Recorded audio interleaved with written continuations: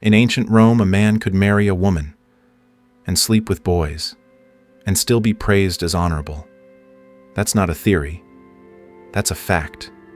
And if that made your stomach twist just a little, good. Because what you're about to hear isn't fiction. It's real history. And it's far more disturbing, beautiful, and strange than anything a modern imagination could invent. In the world of ancient Rome, love was not romance, and sex was not intimacy.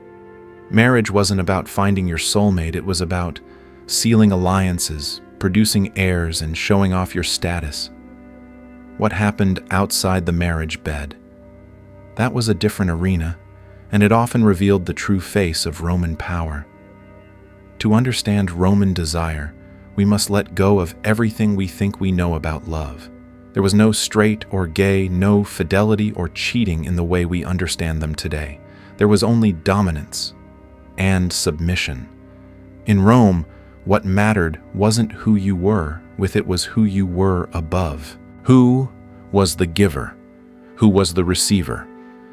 Who held the reins of control not just in the bedroom but in society, politics, and the image of masculinity, power, and pleasure were intertwined, inseparable. And nowhere was this more apparent than in the private lives of Rome's most powerful men, generals, emperors, senators who could command entire legions and still be judged for what happened in the darkness of their chambers. But don't be fooled into thinking this was hidden. Roman society didn't whisper. It gossiped loudly, it carved its judgments into marble, it immortalized its desires in poetry, and sometimes it turned a lover into a god. From the mysterious drowning of a teenage boy who was worshipped across the empire to emperors who walked down the aisle wearing veils. The Roman world wasn't just decadent, it was ritualized, theatrical, and brutally strategic in how it used love to display power. And what happens when power corrupts love? When desire is no longer about passion but about control, propaganda, even cruelty. That's the story we're about to tell. Because in ancient Rome, love was never just love. It was always politics in disguise. This is the forbidden history of Roman love, sex, and control. And once you see how deep it goes, you can't unsee it. To understand Roman love, you must forget everything you've been told about what's normal. Forget the binary of gay or straight. Forget the idea of loyalty in marriage. Forget even the assumption that desire is about mutual affection. Because in ancient Rome, desire wasn't about who you loved. It was about how you asserted power. And that meant one thing: who dominated and who submitted. The Romans didn't label people by sexual orientation. There was no LGBTQ+ discourse, no moral categories that separated acceptable partners from deviant ones. Instead, they saw sex as a mirror of status. The act itself wasn't taboo, but your role in it could define or destroy you. In a male-female relationship, the rules were clear. The man gave, the woman received. The structure reflected a larger social order: patrician over plebeian emperor, over senator husband, over wife. The bedroom was simply another theater for power. But when two men were involved, the hierarchy became more delicate and more dangerous. If you were a Roman man and took on the dominant masculine role with another male, particularly one younger or of lower status, that was perfectly acceptable. It was even expected in elite circles. But to be an adult man and willingly submit to be the receiver was seen as shameful, weak, feminine. It could stain your political reputation permanently, and yet it happened all the time. Why? Because in the upper echelons of Roman society, sexual relationships with boys and younger men were embedded into the culture. They weren't just tolerated, they were ritualized, structured, and in many cases celebrated. One of the most widespread forms of these relationships was inspired by older Greek customs and later adopted into Roman elite circles. The bond between an Orestes, a grown man and mentor, and an Eromenos, a beautiful adolescent boy, typically 13 to 17 years old. Romans called this bond pederasty, but it was far more than sexual.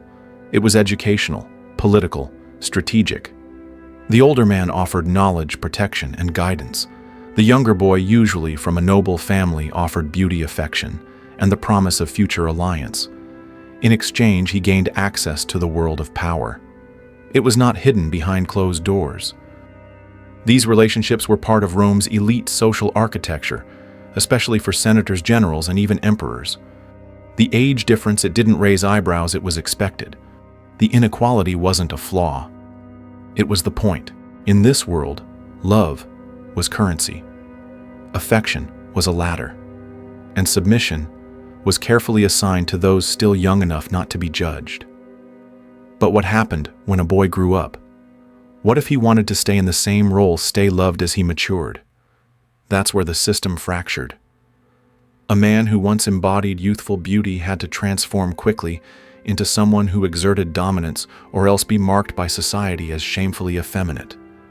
There was no in-between, no softness, no tolerance for grown men who desired to remain in the passive role. Rome did not allow emotional nuance. It only permitted dominance. Even in relationships that appear romantic or tender from our modern lens, like the bond between Emperor Hadrian and the young Antinous, the same dynamics applied. Hadrian adored the boy, educated him, took him on imperial tours across the empire, but the structure of power always remained. We like to think of love as an equal exchange. Rome didn't. We like to believe intimacy is about connection. Rome didn't. We teach children that love is about finding someone who understands you. Rome taught boys that love was something they had to endure until they were old enough to inflict it on someone else. If that sounds cruel, ask yourself, is our modern idea of love really so far removed? Is the performance of dominance in dating, in sex, in public image still alive today in ways we fail to question? That's the haunting genius of Roman culture. It doesn't just shock us. It holds up a mirror to our own desires, our own hierarchies, and the invisible roles we play. Because if power defined love for the Romans, how much of that still lingers in us now? If Roman society worshipped dominance, then its emperors were supposed to be living gods of control, unquestioned, unshakable, untouched. But what happens when even gods break their own rules? Take Julius Caesar. The man who crossed the Rubicon, seduced Cleopatra, and carved his name into eternity was also rumored to be the wife of every man and the husband of every woman. Whispers followed him from the battlefield to the Senate chamber, suggesting he had taken on the feminine role in certain same-sex relationships, an unforgivable image in a culture obsessed with masculine authority. Caesar's enemies didn't need to assassinate his body first, they assassinated his reputation. In Rome, sex wasn't private, it was political theater. And to be perceived as submissive, especially as emperor, wasn't just shameful. It was dangerous. No one understood this more than Hadrian. On the surface, Hadrian was everything an emperor should be: disciplined, intellectual, strategic. He reigned over a time of relative peace. He built walls to define empire cities, to immortalize glory. But behind closed doors, he was consumed by a forbidden love, a love that would defy Roman norms and ripple across centuries. His name was Antinous, a teenager of extraordinary beauty and sharp mind. Hadrian didn't just admire him, he adored him, traveled with him, protected him, elevated him, and perhaps he saw in Antinous something Rome did not: a person, not a role. But the empire watched, and it didn't forget. As Antinous grew older, the lovers' bond became a threat. Roman expectations demanded Antinous shift from receiver to ruler, from beautiful boy to powerful man. But their love resisted this transformation. It remained tender, emotional, equal. And in Rome, that was a kind of heresy. Then in 130 CE, Antinous drowned in the Nile. No one knows how or why. Accident, suicide, murder, political removal. The empire was silent, but Hadrian was not. He declared Antinous a god, built a city in his name, minted coins with his face, preserved his body, worshipped his memory. It was the most public, most sacrilegious display of same-sex love in Roman imperial history, and it terrified people. Because Hadrian wasn't just breaking rules, he was rewriting them. What was once hidden in elite bedrooms now stood immortalized in marble and gold. The empire couldn't ignore it. The Senate couldn't stop it. And Hadrian. He grieved like a widowed queen, weeping, isolating, turning love into relic, sorrow into symbol. It was beautiful. It was terrifying. And it set the stage for something even more extreme. Because if Hadrian mourned too deeply, Nero reveled too shamelessly. Nero, the boy emperor turned icon of chaos, wasn't just decadent, he was calculated. And when it came to love, he didn't care about tradition. He turned the imperial palace into a stage and himself into the star of the most scandalous romance Rome had ever seen. One day the empire woke up to the news that Nero had married a man. Not in secret, in ceremony, with witnesses, vows, veil, procession. His husband Pythagoras was a former slave. Nero played the role of bride, dressed in white, draped in lace, eyes downcast. And as he was given away, Rome gasped, not out of surprise, but out of fear. Because this wasn't just a wedding, it was a reversal of power. Then came Sporus, another young boy, slender, pale, chosen. But Nero didn't just love him, he needed him to fit the role. So, in a gesture both intimate and horrifying, Nero had Sporus castrated, surgically transformed to preserve his feminine form. So he would never become a man. So he would stay marriageable. They wed, again. Another veil, another performance, but this time Nero stood as the groom. A calculated reversal to appease public outrage. Because even as emperor, he still had to perform dominance. He still had to remind the people I'm in control. But deep down, the performance was cracking. Because behind the silken marble, behind the ceremonial kisses and orchestrated moans, was something hollow, something broken, something no longer human. This wasn't love. This was image, ritual, power dressed in perfume. And for the audience, Rome itself, it was impossible to look away, and even harder to forget. If Hadrian turned love into worship and Nero turned it into spectacle, then Tiberius turned it into something else entirely, something colder, deeper, unforgivable. By the time he withdrew from Rome and settled on the island of Capri, Tiberius was already losing interest in the Senate in the games of public image. What he craved now was control, with no witnesses, desire with no resistance, power without pretense. On the surface, Capri was a paradise, crystal waters, walled gardens, marble villas hanging off sea cliffs. But inside its halls, inside the dim-lit passageways and silken chambers, Rome's darkest secrets took human form. Tiberius brought boys to Capri, dozens. Some were captives, some were gifts from nobles seeking favor. Some were enslaved, faceless, nameless. Officially, they were called attendants, but the truth, the whispered truth, was far worse. Roman historian Suetonius, never one to hold back scandal, described them as minnows, naked boys trained to swim between the emperor's legs, nibbling like fish. Whether embellished or not, the intent of the rumor was clear: to strip the last shreds of humanity from a man once hailed as Caesar. And Tiberius, he didn't deny it. He didn't need to. He ruled from an island, not a Senate floor, surrounded not by citizens but by victims. Many of the boys were underage, prepubescent. Some were reportedly kept silent by fear, others by bribes to their families. Their lives disappeared behind the cliffs of Capri, erased from history except for what the whispers left behind. The line between emperor and predator had vanished. It's tempting to believe the ancient world was simply more brutal, that these were different times with different values. But even Romans were horrified.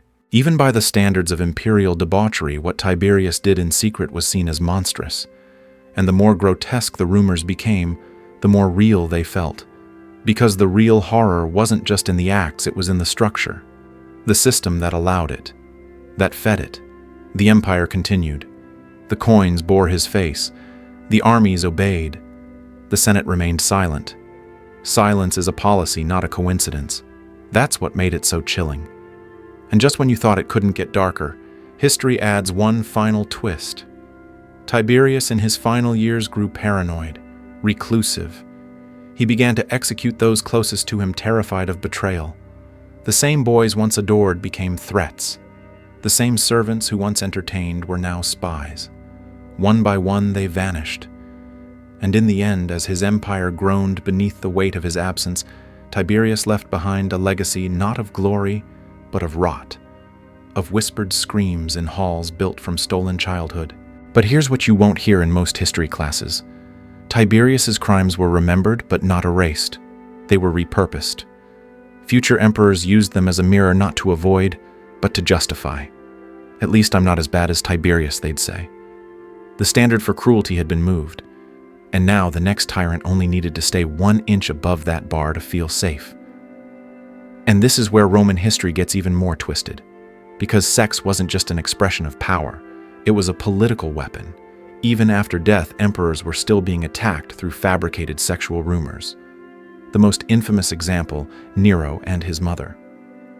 Ancient sources like Suetonius and Tacitus claim that Nero had an incestuous relationship with Agrippina the Younger, his own mother. Some say she seduced him to keep control after he became emperor. Others say it was punishment, a mother's weaponization of love. But most modern historians agree it probably never happened. The story is a tool, a narrative virus, a way to destroy a reputation in the most intimate, irreversible way possible. Because in Rome, nothing was more shameful than a man who could not control his mother, or his lovers, or himself. Incest, castration, submission, silence. These weren't just taboo, they were instruments, weapons, public executions by rumor. So what does that tell us about love in ancient Rome? That it was never safe, never gentle, never mutual. It was transactional, ruthless, and above all else political. Even when it looked like pleasure, it was punishment. Even when it looked like romance, it was rule. Even when a boy was kissed, he was being erased. And maybe that's the most disturbing part. Not the cruelty itself, but how easily cruelty looked like ceremony. How control disguised itself as affection, and how in Rome's most powerful rooms, intimacy became the ultimate illusion. What happens when love becomes a performance? What happens when affection is only a costume worn to please a crowd, to protect a throne, to rewrite shame as ceremony? In ancient Rome, the answer was silence. Not just the silence of the victims, but the silence of the system, of historians, of marble statues that outlived the people they honored and the people they hurt. Because even after the emperors died, their power lived on through the stories people told about them. And that power was never more dangerous than when it used love as camouflage. Take Hadrian, the man who deified his lover. He didn't just grieve, he shaped how future generations would remember grief. He built monuments, minted coins, raised temples, until no one could tell where memory ended and propaganda began. And what about Nero? The emperor in a bridal veil. The man who mutilated a child to complete his romantic fantasy. Even after his death, he was remembered not as a monster but as a spectacle, a story, something gasped at, but never stopped. The rituals continued, the whispers returned. The cycle of dominance never broke. It simply wore a new name. But perhaps the most chilling legacy belongs to Tiberius, not because of the abuse, not because of the horror, but because of what came after. No trials, no reckonings, no public admissions. The boys vanished, the walls stood, the empire moved on. Nothing happened. And in that nothingness, something terrifying grew a new standard. If this was what an emperor could do and still die in his bed, then what couldn't be done? Rome normalized silence. It taught that as long as power was intact, the method didn't matter. That dominance could be rebranded as divinity, that cruelty could be remembered as ceremony, that love, if weaponized properly, was untouchable. And the damage didn't just stain history, it stained memory. Because today, when we look back, we often romanticize. We speak of forbidden love of emperors who defied convention, of beauty immortalized in stone. But behind every myth, there is a grave. Behind every statue, a silence. And behind every gesture of love, a question: who had the power and who had no choice? That's the echo Rome left behind. not just of what was done, but of what was accepted, of what was transformed into legend, of what we still don't talk about. And maybe that's why this history haunts us, because it's not just ancient, it's not just Roman, it's human. The instinct to dominate, the temptation to disguise harm as beauty, the impulse to remember the architecture and forget the bodies it was built on. So we must ask, how many stories have we inherited without knowing who paid the price for them? How many names do we worship without questioning the silence wrapped around them? And if love was only ever about power in ancient Rome, how sure are we that we've changed? We like to think that history is behind us, that cruelty belongs to another age, that ancient Rome, so brutal, so twisted, has nothing to do with us. But we forget that Rome didn't die. It evolved. Its stones became books. Its myths became movies. Its values, twisted, layered, invisible, became culture. And just like that, the most disturbing truths survive, not through memory but through repetition. We repeat them when we confuse control for care. We repeat them when we stay silent about abuse because the abuser holds power. We repeat them every time dominance is mistaken for love and submission is mistaken for choice. In ancient Rome, sex was power, love was leverage, and silence, that was strategy. Today we use different words, we wrap it in modern language. We tell ourselves we've progressed. But have we really? When powerful men use affection as a mask, when victims disappear behind performance, when society still doubts the voices of the powerless, how Roman are we still? That's the question history leaves us with, not to condemn, not to shock, but to ask. What kind of stories do we still believe in? Who do we still excuse? And what kind of love do we still accept, just because it looks beautiful on the surface? Because that's what Rome taught the world, that a kiss could hide a cage, that a wedding could silence a scream, that a god could be born from a boy who drowned. And if you're still watching this feeling something uneasy in your chest, that's the echo of every truth that wasn't buried deep enough, of every empire that knew how to preserve its image by destroying its people. But this time, you know better. You know what it looks like. You've seen the mask peeled back, and you get to choose whether you look away or look harder. So we want to hear from you. What do you think love means when power decides the rules? Do you believe love can survive in a world that worships control? Or are we just pretending? Drop your thoughts in the comments. Tell us which story shook you the most. Was it Hadrian's grief? Nero's wedding? Tiberius on Capri? Let's have a conversation. History was too afraid to write. Because your voice is the part of this story that Rome never controlled. And if this left something inside you, a question, a chill, a silence, save this video. Share it. Let it echo further. We make content like this because we believe some truths shouldn't be forgotten. Some questions need to be asked, even if the answers are ugly. And if you're the kind of person who doesn't just scroll past history, subscribe. This is just the beginning. Because in the end, it wasn't about the emperors. It wasn't even about the lovers. It was about the stories we keep telling, and the ones we finally dare to question. So we'll leave you with this. If love was just power, was anyone ever really loved at all?